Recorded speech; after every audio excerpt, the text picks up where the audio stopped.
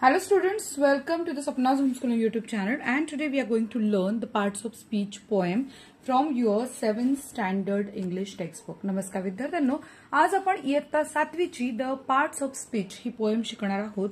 तर ही parts of speech म्हणजे काय? पार्ट्स ऑफ स्पीच याचा अर्थ आहे शब्दांच्या जाती. मराठीमध्ये आपण शब्दाच्या जाती शिकलो असो. नाम, सर्वनाम, क्रियापद, क्रियाविशेषण, उभयान्वी अव्यय असे सगळं शिकला असाल तुम्ही ना. तेच आपल्याला इंग्लिशमध्ये शिकायचं आहे. आता यांना काय काय नावं आहेत, कशी आहेत, खूप सुंदर अशी कवितेमध्ये ती गुंफलेली नावं आहेत आणि तुमच्या लक्षात सुद्धा राहील. कविता पाठ करा, आरामात पार्ट्स ऑफ स्पीच पाठ होते. ठीक आहे.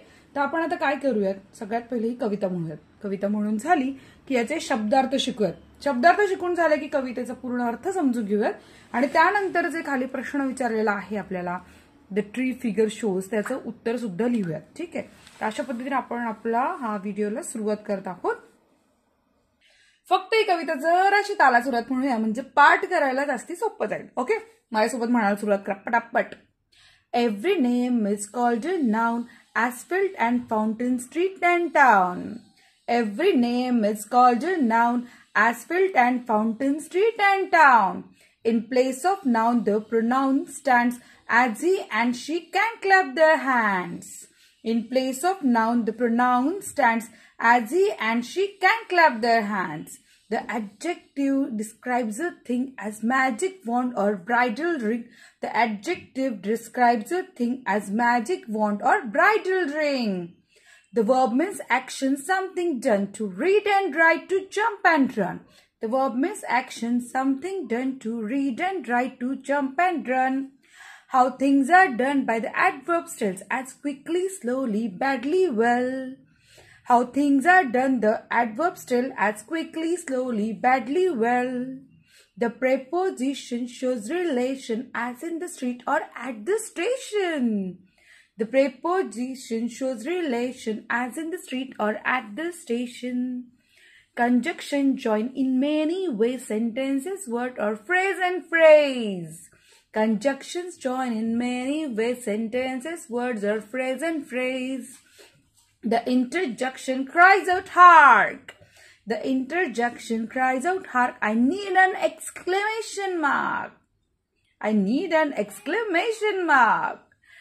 Through poetry we learn how each of these make up the parts of speech. Through poetry we learn how each of these make up the parts of speech. Author unknown आहे, म्हणजे आपल्याला हा कवी कोण आहे माहित नाही. अप्रतिम अशी कविता लिहिणारा कवी आपल्याला माहित नाहीये. हरकत नाही, पण आपण ही कविता आता अशाच प्रकारे लर्न करायची आणि तुम्हाला माझ्यापेक्षा वेगळी चाल लावायची असेल तर लावू शकता बिंदास. आता आपण याचे शब्दार्थ बघूयात. पण आवडली का माझी चाल? आवडली असेल तर लाईक करा पटापट. हार्क, हार्क म्हणजे ऐक. पोएट्री म्हणजे कविता किंवा काव्य.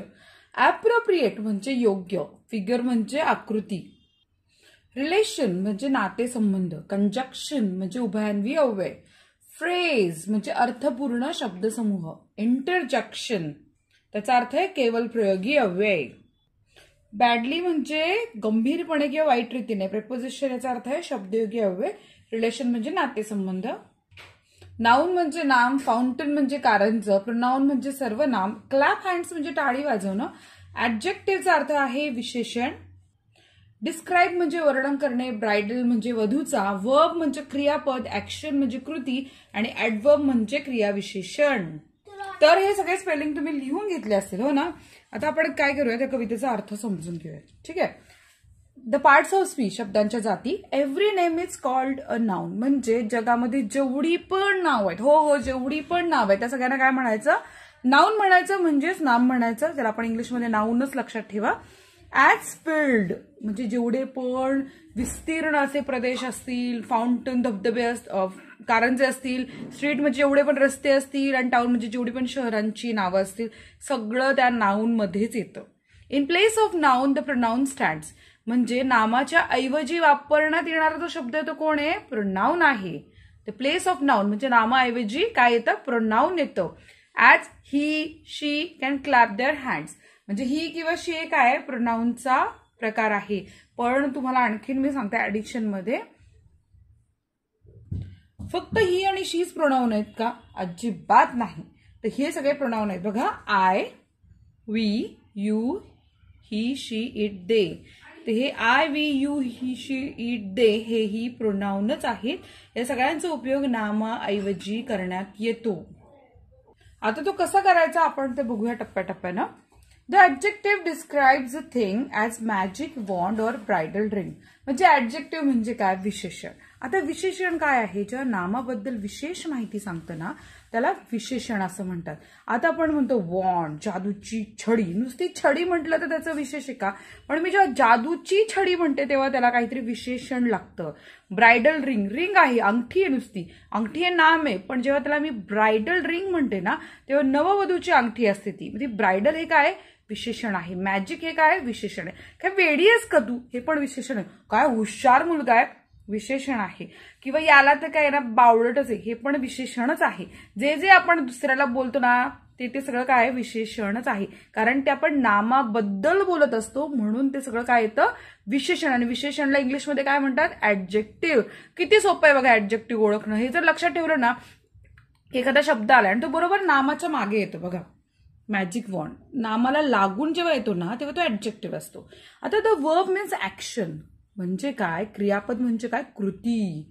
The verb means action, something done, काहीतरी घडलंय. रीड, मी अभ्यास करतीये, ऍक्शन आहे. राईट, लिहिती, ऍक्शन आहे. जम्प, उडी मारती, ऍक्शन आहे. रन, पळती, ऍक्शन आहे. तुम्ही म्हणा मी जेवतीये, ऍक्शन आहे. मी भांडतीये, ही पण ऍक्शन आहे. मी बोलतीये, ही पण ऍक्शन आहे. मी झोपतीये, ही पण ऍक्शन आहे. मी उड्या मारते, ही पण ऍक्शन आहे. जे जे तुम्ही करताय त्या कृती सगळ्या काय आहेत? वर्ब आहेत, म्हणजे क्रियापद आहेत. How things are done the adverb tells. म्हणजे गोष्टी कशा घडतायत ते कोण सांगतं? ऍडवर्ब सांगतं. म्हणजे कसं म्हणतो आपण? काय मंद आहे राव, हे विशेषण आहे. पण किती हळूहळू करतीये ते झालं काय? झालं ऍडवर्ब झालं. किंवा पटापट चाल जरा, हे ऍडवर्ब झालं. कारण पटापट हे कशाबद्दल आहे? चालण्याबद्दल आहे. चालणं हे काय? क्रियापद आहे. जेव्हा एखादी गोष्ट आहे ना आपल्याला क्रियेबद्दल माहिती देते. काय पटपट खातोय तो, ते पटपट खाणं हे काय? तर ते पटपट हे ऍडवर्ब आहे. म्हणजे ते आपल्याला सांगते की ती कृती नेमकी कशी चालली. काय वेगात धावला तो, हे जेव्हा आपल्याला कळतं की धावणं ही कृती आणि कृतीबद्दल जर आपल्याला माहिती मिळत असेल तर ती काय? ऍडवर्ब आहेत. क्विकली, स्लोली, बॅडली, वेल हे सगळे काय आहेत? ऍडवर्ब आहेत. कन्फ्युजन तुम्ही करू नका स्वतःचं, कारण तुमच्यासाठी खूप सोपं आहे कळलं की जेव्हा एखादा शब्द असतो तो नामाबद्दल माहिती सांगतोय का कृतीबद्दल सांगतोय. हे जर ओळखलं ना, नामाबद्दल सांगितलं की ते काय? ऍडजेक्टिव्ह, आणि कृतीबद्दल सांगितलं की ऍडवर्ब. हे फक्त डोक्यात ठेवा. माझे शब्द तुम्हाला कधीच कन्फ्युजन होणार नाही. आणि बहुतांशी ऍडवर्बला आहे ना एलवाय प्रत्यय असतो. बहुतांशी, बऱ्याचदा एलवाय प्रत्यय असतो. ते पण एक सोपं आहे ओळखायला. प्रत्यय असतो. तुम्ही म्हणा वेलला नाहीये मग काय करू? नाही, त्याचा काही काळजी करू नका. काहींना नसतो पण बऱ्यापैकी असतो. The preposition shows relation. आता प्रेपोजिशन म्हणजे याचा अर्थ मी तुम्हाला सांगितला होता. त्याचा अर्थ आहे शब्दयोगी अव्यय. प्रेपोजिशन म्हणजे काय? शब्दयोगी अव्यय. ॲज इन द स्ट्रीट किंवा ॲट द स्टेशन म्हणजे काय? आपल्याला संबंध दर्शवतं. म्हणजे रस्त्याकडे चाललाय, रस्त्याच्या मध्ये उभा आहे, रस्त्यावर आहे, रस्त्याच्या खाली, पुलाच्या खाली उभा आहे. अरे मी पुलाच्या खाली आहे, मी रस्त्यावर आहे, मी दुकानाकडे चाललोय, मी स्टेशनकडे चाललोय, मी बसमध्ये बसलोय. हे जे तुम्हाला सांगतं ना कुणीतरी, आतमध्ये, वर, च्याकडे, च्या मागे, हे सगळं काय आहे? प्रेपोजिशन म्हणजे शब्दयोगी अव्यय आहेत. तर हे शब्दयोगी अव्यय इन आणि ॲट आहेत. तर कंजक्शन ओळखणं तर जगात सोपं आहे. कारण कंजक्शन काय करतं? Conjunction join in many ways sentences, words or phrase and phrase. म्हणजे कंजक्शन काय करतं? ते एखाद्या शब्दाला, एखाद्या वाक्याला किंवा एखाद्या फ्रेजला जोडतं. कशाने जोडतं? ऑर, अँड, बटने जोडतं. The interjection cries out hark. Hark म्हणजे काय? ऐक. इंटरजक्शनचा अर्थ आहे केवळ प्रयोगी अव्यय. म्हणजे ज्याला आपण उद्गारवाचक अव्यय असं म्हणतो, की जे दर्शवण्यासाठी सगळ्यात महत्वाचं असतं उद्गारवाचक चिन्ह. या उद्गारवाचक चिन्हाला, ज्याला इंग्लिशमध्ये एक्सक्लेमेशन मार्क म्हणतात. काय म्हणतात? Exclamation mark. तुम्हाला काही लिहायचं नाहीये पण या मार्कला लक्षात ठेवायचं. उद्गारवाचक चिन्ह याच्याशिवाय ते इंटरजक्शन आहे हे आपल्याला होत नाही, सिद्ध होत नाही. Through poetry. तर एक्सक्लेमेशन मार्क कळालं तुम्हाला? हे उद्गारवाचक चिन्ह आहे. आणि जेव्हा एखादी खूप आपण रिॲक्ट होतो, अरे बाप रे काय सांगू तुला, केवढा पाऊस झालाय, काय पूर आलाय, अबो केवढा साप आहे, अरे देवा काय करू, हे जेव्हा आपण लाऊड रिॲक्ट करतो ना तेव्हा इंटरजेक्शन वापरलं जातं, तेव्हा ते उद्गारवाचक चिन्ह वापरलं जातं. त्याच्यावरनं कळतं की ती किती इंटेन्स परिस्थिती आहे. Through poetry we learn how each of this make up the parts of speech. आता तुम्हाला कवितेच्या माध्यमातून कळलं की पार्ट्स ऑफ स्पीच कसे तयार होतात. ऑथर अननोन आहे, बरोबर. आता इथं म्हटलं the tree figure shows the different parts of speech and their examples given in the poem. Write appropriate labels in the tree figure with the help of the poem. Okay, म्हणजे आपल्याला कवितेच्या साह्यानं ह्या झाडाला पूर्ण करायचं. तर आपण आता पार्ट्स ऑफ स्पीचचं झाड तयार करूयात. माझ्यासोबत तुम्ही पण करा, पटापट आपण हे करून घेऊयात. अशा प्रकारे आपण आपलं झाड तयार करायचं. In this way we have to write down all the names. So first is noun, field, fountain, street and town. Pronoun is he, she. Adjective, verb आलेला आहे read, write, jump and run. Adjective magic and bridal ring वापरलं होतं ना, so magic वॉन्ड आणि bridal ring. पुढे आहे adverb. Adverb मध्ये काय आहे, वेल, बॅडली, स्लोली, क्विकली. आणि प्रेपोजिशन आहे इन, ॲट. इंटरजेक्शन आहे हार्क. आणि पुढे आपल्याला कंजक्शन दिसतंय ऑर आणि अँड. जे कवितेमध्ये वापरलेलं आहे ना तेच सगळं आपण इथे हे झाड तयार करण्यासाठी नाव वापरले. जर कुठे जरी शंका असेल ना तर या कवितेचा तुम्ही उपयोग करा. जिथे ब्ल्यू अक्षरामध्ये म्हणजे निळ्या अक्षरामध्ये जे जे सगळं दिलेलं आहे ना ते सगळं आपण इथं ही पानांमध्ये भरलेलं आहे. आणि जे रेड अक्षरामध्ये दिलेलं आहे ते आपण इथे याच्यामध्ये भरलेलं आहे. सो काही गोंधळाची गरज नाहीये. बरं, व्हिडिओ आपला इथे संपलाय. तुम्हाला आवडलं का माझं शिकवणं? आवडलं असेल तर नक्की व्हिडिओला लाईक करा, चॅनलला सबस्क्राईब करा आणि भेटत तुम्हाला कोणता व्हिडिओ असेल तर मी करून तुमच्याकडे नक्की पाठवेल. आणि थँक्स बटन प्रेस करून माझ्या कामाला प्रोत्साहन द्या. धन्यवाद.